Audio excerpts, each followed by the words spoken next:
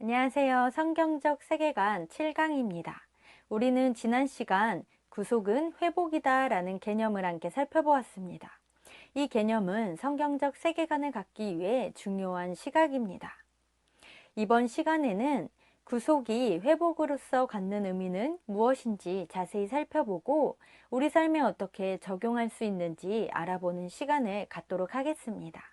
지난 시간 내용을 잠시 살펴볼까요? 먼저 주제 말씀을 함께 살펴보겠습니다.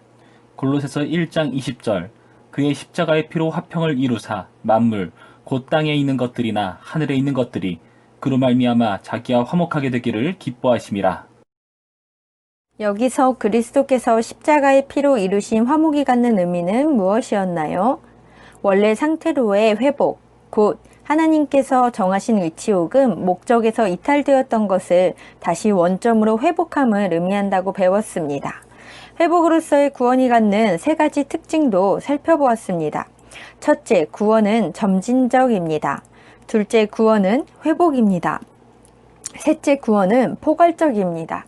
구원은 점진적으로 회복의 역사가 진행되어 가며 구원은 십자가를 통해 창조 세계에 감염된 죄를 없애주는 것에 있어서 회복을 가리킵니다. 나아가 구원은 인간과 이외의 피조물 전체를 회복시키는 것에 있어서 포괄적임을 배웠습니다.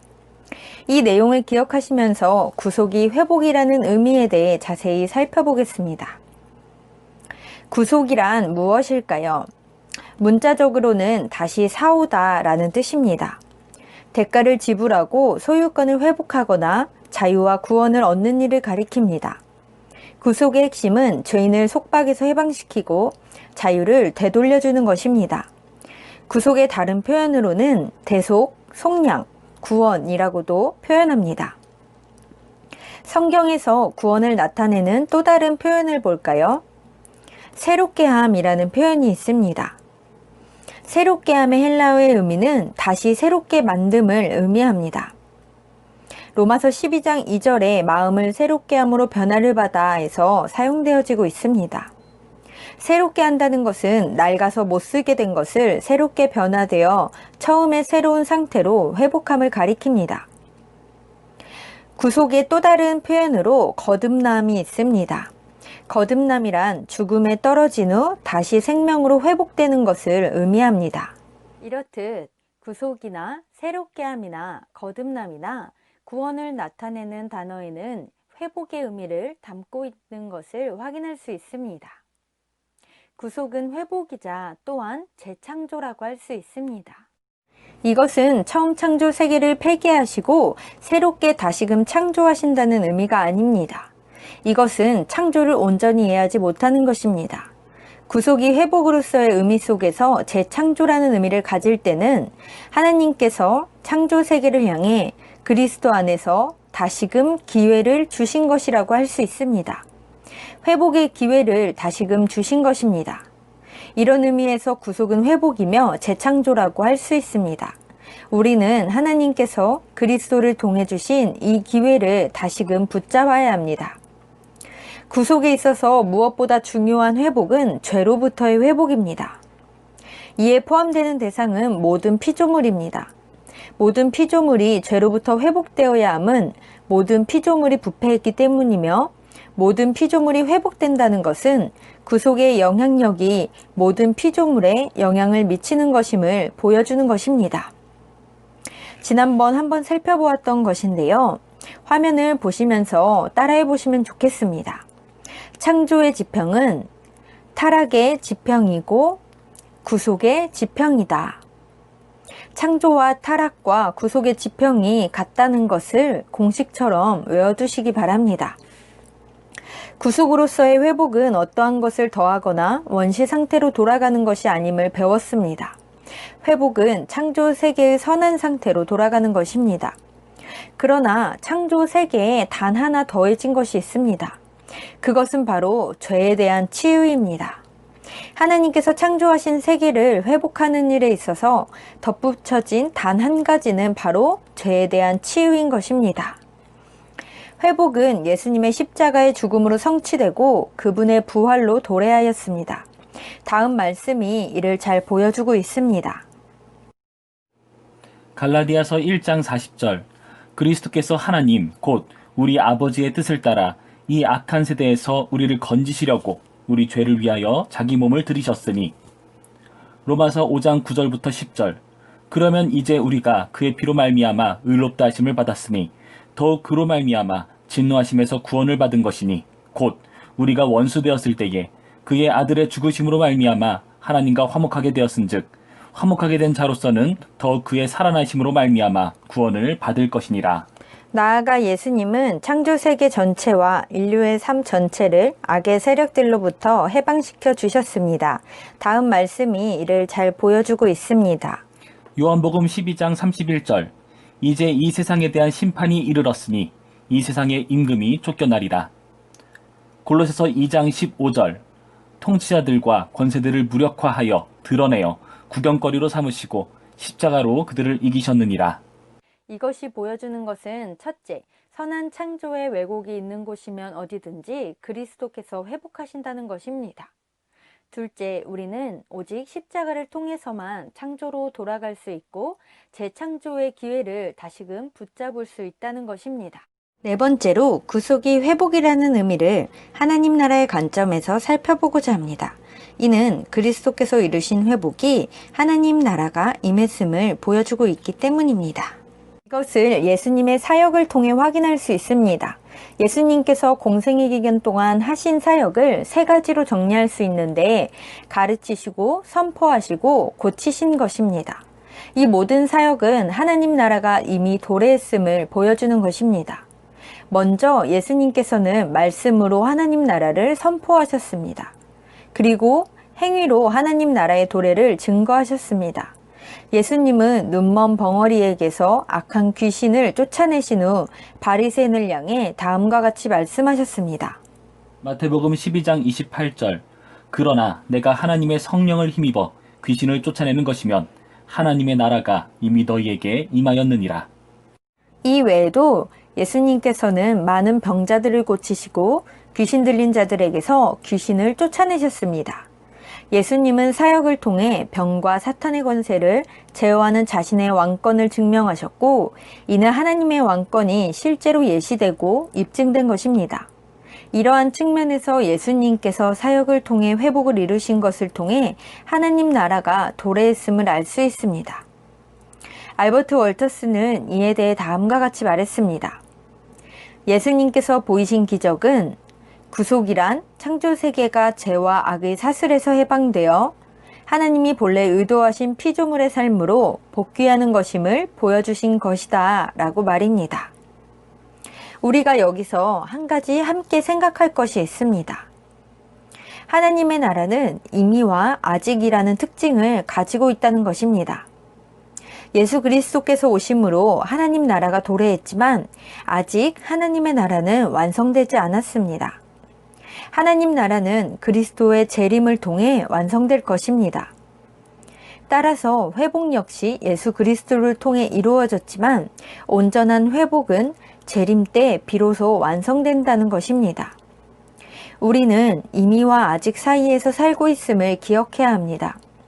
예수님께서 구속을 통해 이루신 회복은 이미 진행되었으며 점진적으로 진행되고 있고 온전한 회복은 장차 임한다는 굳은 믿음으로 살아가야 하는 것입니다.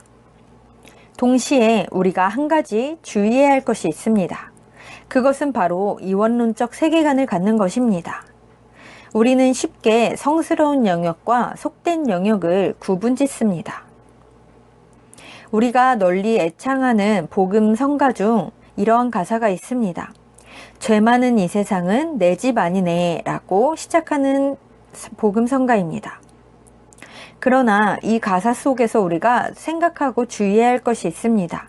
그것은 교회와 세상으로 쉽게 구분지어 버린다는 것입니다. 세상을 속되고 악한 영역으로만 판단지어 버리는 것입니다. 그러나 이러한 판단을 내릴 때 우리가 고려해야 할 것이 있습니다. 우리가 세상이라고 치부해버리는 그 세상 역시 하나님의 세상이고 하나님께서 창조하신 창조 세계라는 것입니다. 비록 지금 악하고 죄로 인해 왜곡되고 타락한 모습이 나타나 있지만 하나님께서 마침내 회복하실 세상이라는 것입니다. 또한 그리스도께서는 우리가 구분짓는 것처럼 이 세상을 구분짓지 않으시고 창조 세계의 삶 전체를 그리스도의 것으로 주장하고 계십니다. 그림을 통해 우리 좀 더 살펴볼까요? 다음 그림은 알버트 월터스가 보여주는 그림입니다. 그림을 보시면 창조 세계의 다양한 영역들이 교회, 가정, 정치, 사업 등 나타나 있고 서로 다른 영역을 구분하는 경계선이 교회와 가정 그 사이에 그어져 있습니다. 하나님의 나라와 세상을 구분한 것입니다. 이원론적 세계관은 창조 세계를 두 영역으로 나누는 선이 있다고 가정하는 것입니다. 이는 하나님의 나라와 교회를 세상과 분리하는 것입니다. 이것은 올바른 시각일까요?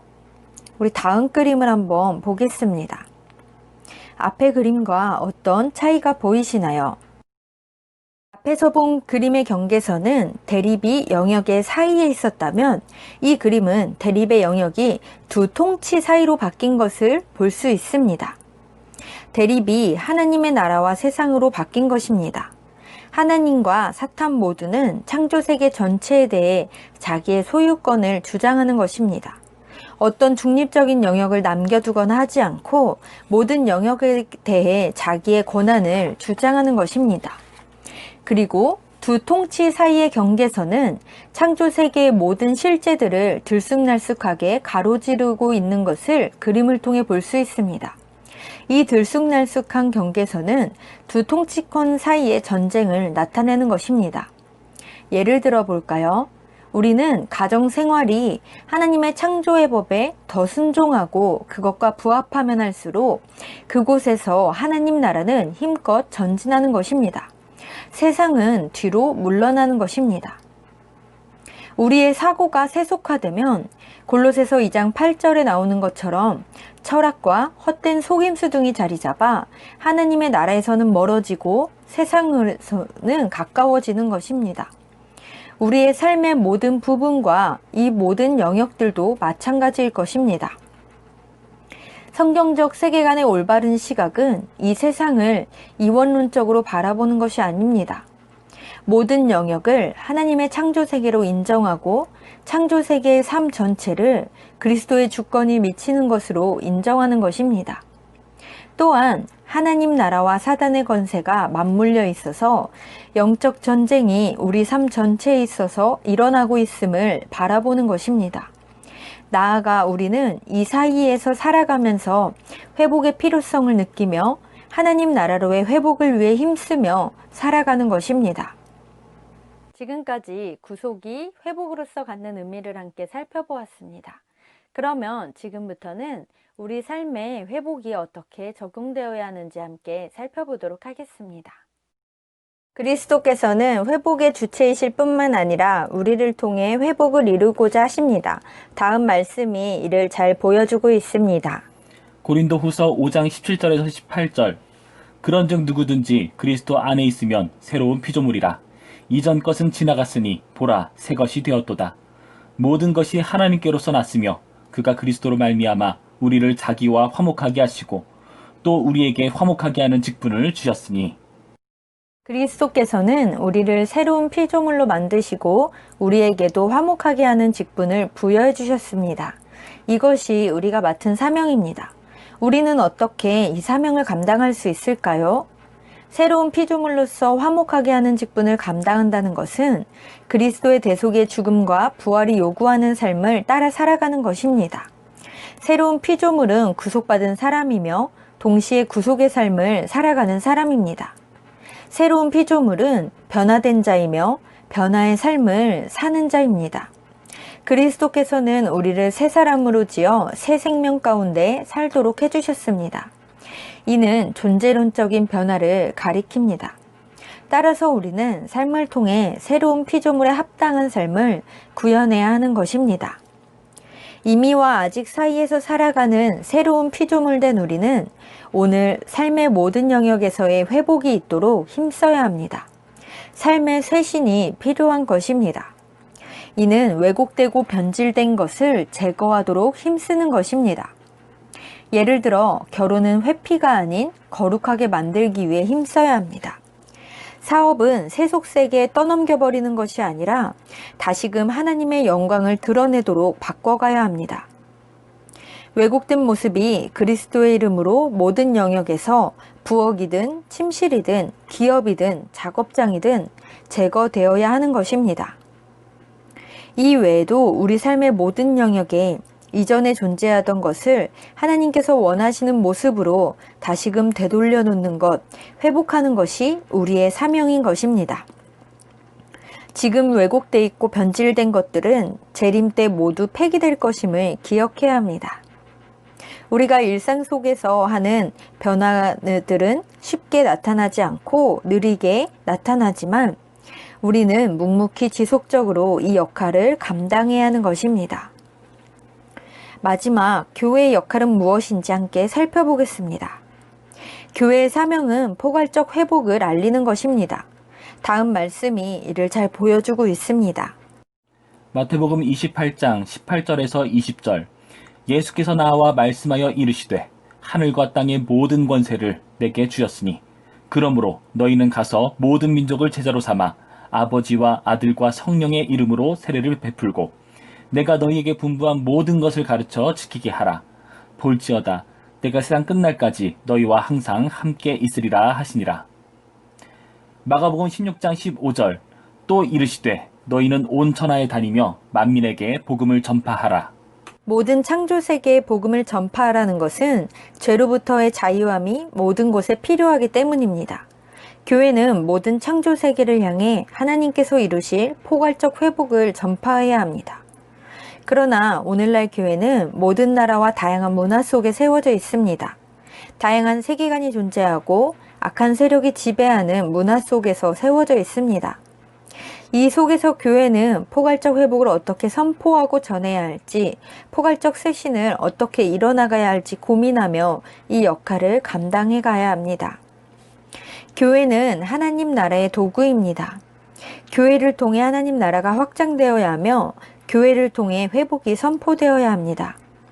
교회가 하나님의 영광을 가로막고 하나님의 나라를 확장하는 일을 막는다면 잘못된 것입니다. 교회는 그리스도를 통한 회복을 선포해야 할 공동체입니다. 나아가 교회 구성원들은 현재의 삶과 일 속에 하나님의 통치를 구현하고 그리하여 장차 온전히 임할 하나님 나라를 함께 나타내는 삶을 살아야 합니다. 세계관이 흔들리고 악한 세력과 영적 전쟁이 있는 속에서도 교회가 올바로 역할을 감당하기 위해서는 무엇보다 오직 복음에 뿌리를 두고 나아가야 합니다. 우리는 지금까지 창조, 타락, 구속에 대해서 함께 살펴보았습니다. 창조와 타락과 구속은 성경적 세계관에 있어서 중요한 세 가지 렌즈입니다. 성경을 통해 이 세상을 바라본다는 것은 사실상 이 세 가지 렌즈를 통해 세상을 바라본다는 것입니다. 하나님께서 이 세상을 창조하셨다는 것, 그리고 죄로 인해 이 세상은 왜곡되고 변질되었다는 것, 그리스도께서 구속을 통해 이 세상을 회복하시고 재림 때 온전히 회복시키실 것이라는 것, 이것을 바라보는 것입니다. 창조와 타락과 구속 이 세 가지 중 하나만 빠지고 하나만 왜곡되더라도 우리의 성경적 세계관은 일그러질 수 있음을 기억해야 합니다.